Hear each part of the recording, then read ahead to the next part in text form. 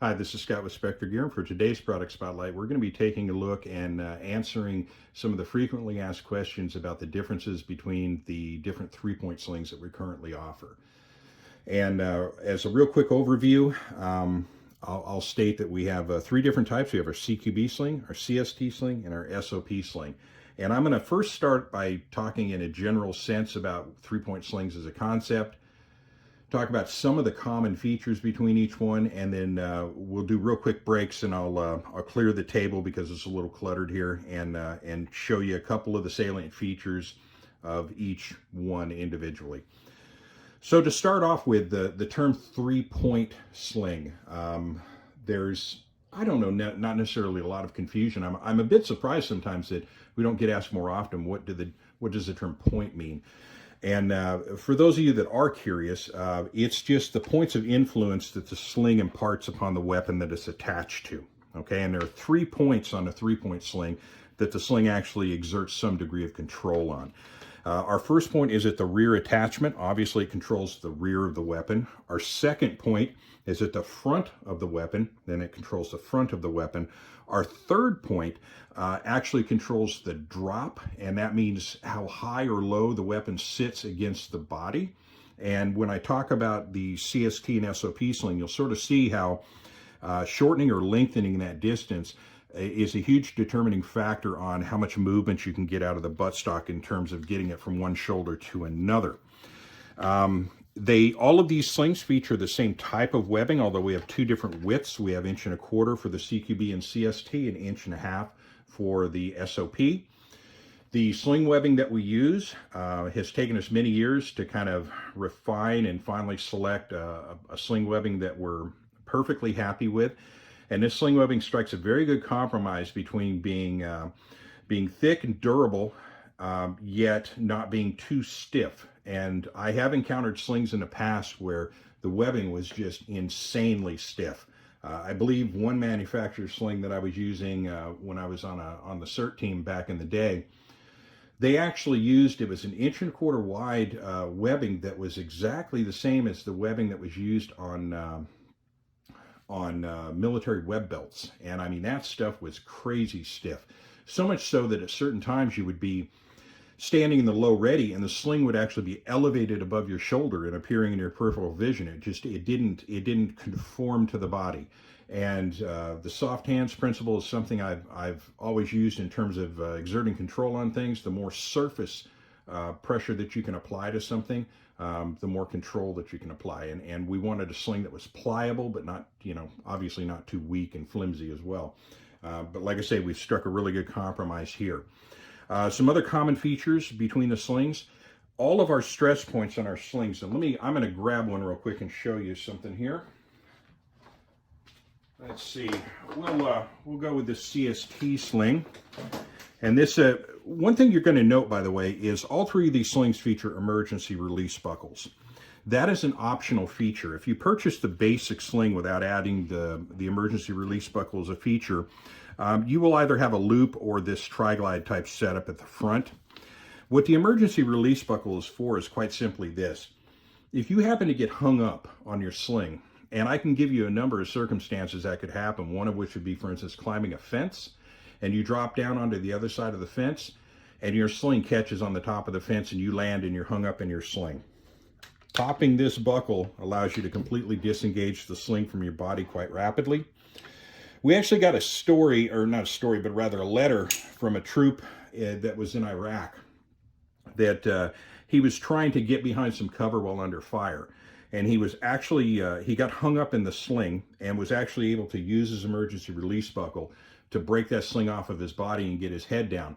Don't know if it necessarily was a life-saving type thing there, but it certainly helped him get behind some cover, and he appreciated the feature for that. So being able to get out of a sling in a hurry sometimes can be an important thing. So that's why we include this feature as an option.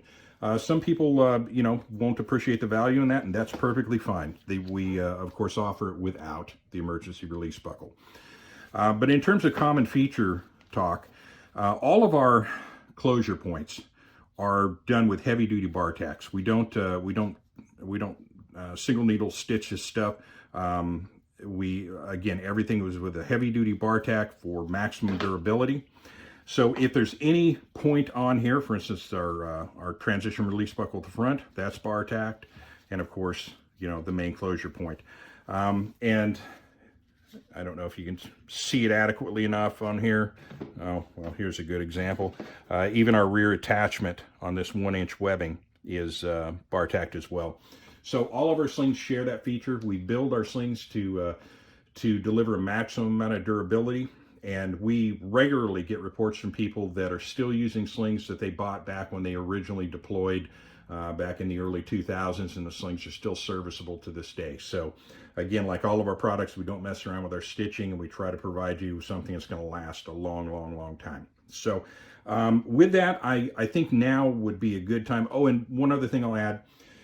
When I'm talking about this, I'm really just talking about the main strap itself. As you can see, there's different attachment methods that are displayed here.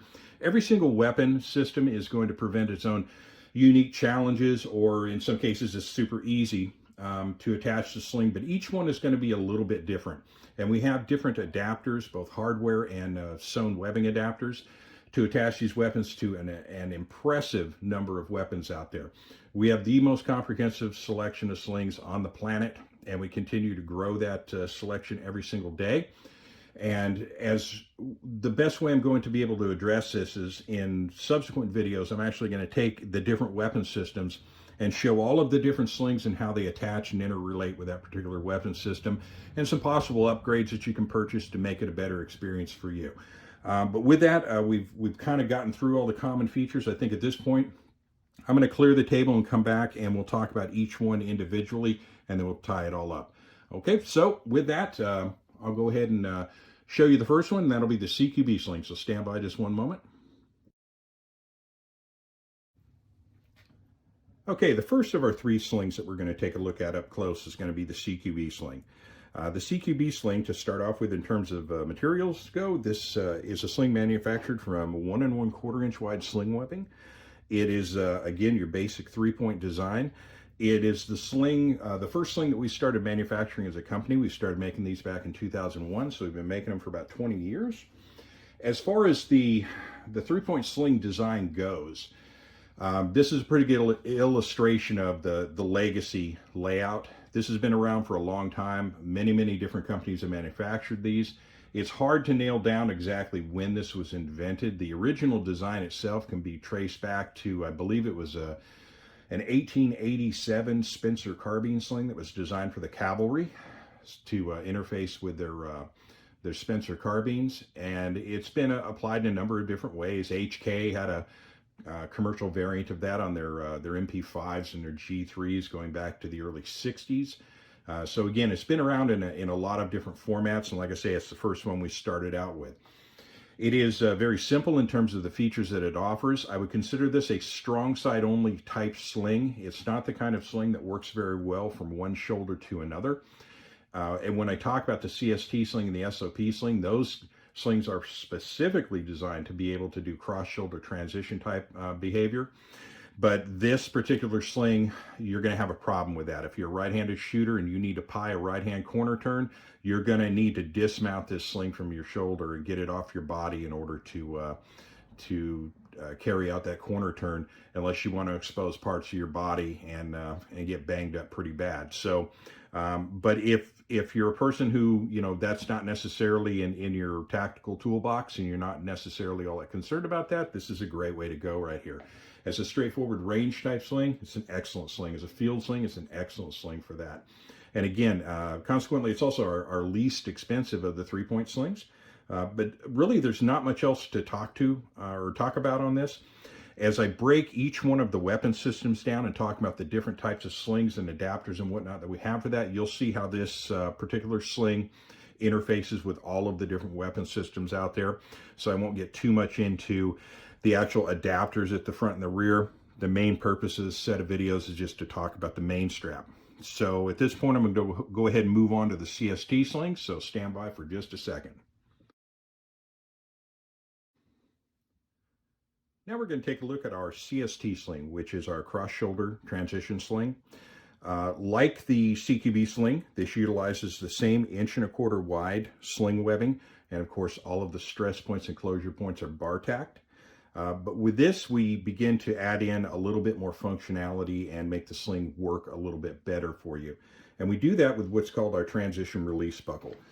And what this is a cam buckle that when you open, allows you to pull backwards. And what that does is it closes up the body loop on the sling and essentially converts the sling into a one-point sling. It also frees up the front of the weapon so that you have more movement. Now, at this point, the gun itself will hang lower on the body, and that will allow you to transfer the buttstock from the strong side shoulder to the off side shoulder fairly easily. And what this ends up allowing you to do, obviously, is a cross-shoulder transition. I'll give you a good example. If you're a right-handed shooter and you're coming up on a right-handed corner turn, as you begin to pie that corner, if you don't transition the weapon to the offside, in order to get your muzzle on target and see where the threat might be around that corner, you're going to have to project parts of your body ahead of your weapon in order to clear that corner. And obviously, if anything's there, you're going to start taking fire. It's a key principle to pieing a corner, and that is whatever part of your body projects around that corner needs to have a muzzle directly in line with that. And this particular sling allows you to do that. The most effective sling for that, by the way, is going to be the one-point sling, and I'll talk about that when I get into one-point slings, but this is a close second. And again, it allows you to do that without having to take the sling off of your body. Now, if you were operating something like a CQB sling, in order to properly pie that corner, you would have to do just that. You would have to pop that sling off of your body and get the weapon into the other shoulder. It's doable, but this is a more preferable method because once you're done and you've cleared, you can just simply run that back forward, cinch it down, and you're good to go. So that's the main difference between the CST and the CQB sling, is this transition release buckle at the front. Otherwise, they're fairly similar in terms of layout and how they attach to the weapon itself.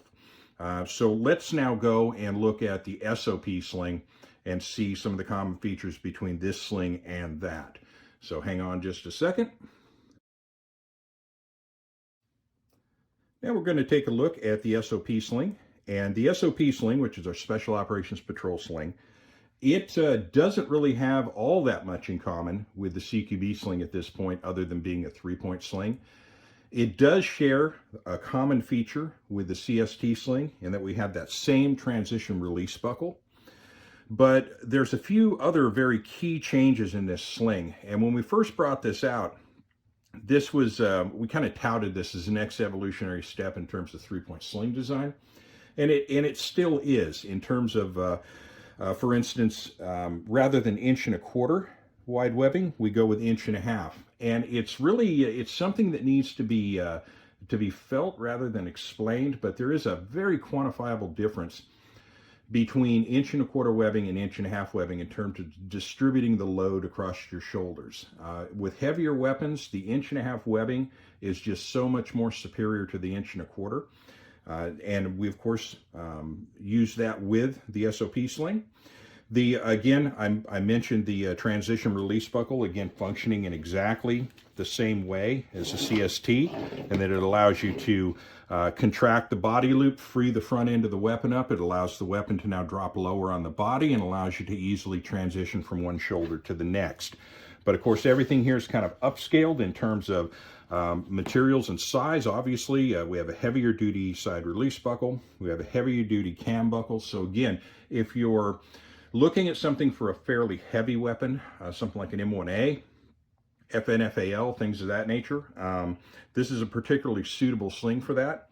Another major departure from the CQB and the CST sling is in how it attaches to the front and rear of the weapon at the 1 and 2 points.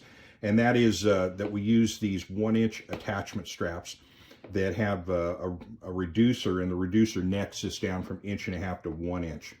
And in a lot of ways, that allows a more versatile application of the sling. It's easier to disassemble the sling. It's easier to switch it to ambidextrous mode. Just all the way across the board, Of the three-point slings that we offer, this is the most technologically advanced one that we currently have, and it's one of my particular favorite slings. I like it a heck of a lot. When I run three-point slings, it's almost always an SOP type sling. So with that, I'm going to now sort of do a wrap up of the three different models and just sort of tie it all up in a nice little bow, and then we'll bring this one to a close. So stand by just a moment. Okay, we're back to the table again with all three slings present, and with that, that's really all I have to share with you at this point. I'll say, as with all of our other products, these slings are all manufactured right here in the United States in Visalia, California. And for more information about these slings and for purchasing, please contact us at www.spectergear.com. And with that, I'll bring it to a close. Thank you for listening. Have a great day.